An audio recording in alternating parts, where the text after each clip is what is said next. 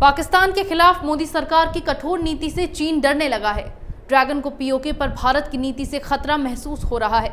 जिस तरीके से भारत ने पीओके पर आक्रामक रुख अख्तियार किया है, उससे चीन की कई योजनाएं विफल होती जा रही हैं।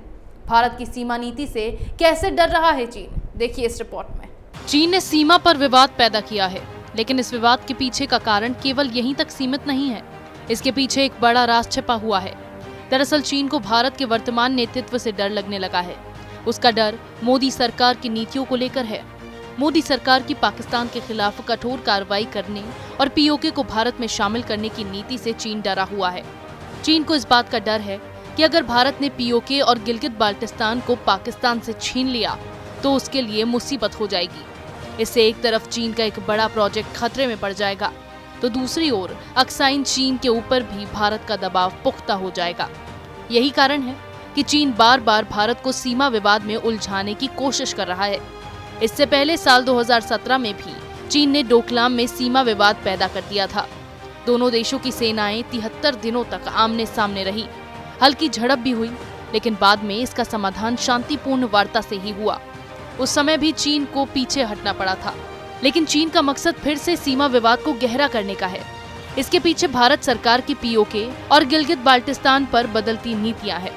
पहले की सरकारों ने केवल नक्शे में इस क्षेत्र को भारत का हिस्सा बताया था, लेकिन इस समय स्थिति बदल गई है। मोदी सरकार ने पाकिस्तान के हर चाल का जवाब दिया है।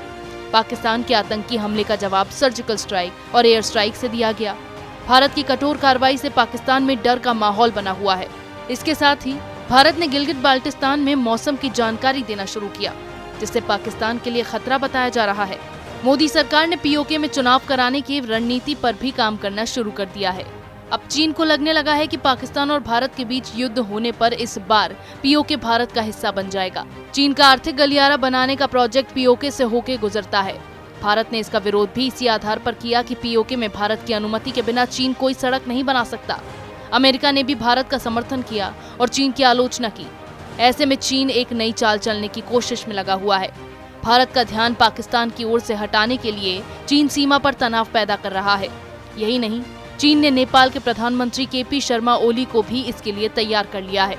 नेपाल ने भी नया नक्शा बनाकर भारत के काला पानी, लिपुलेख और लिम्पुयाधुरा को भी अपना एक क्षेत्र बताया है, जिसके कारण नेपाल और भारत के रिश्ते कमजोर होने लगे हैं।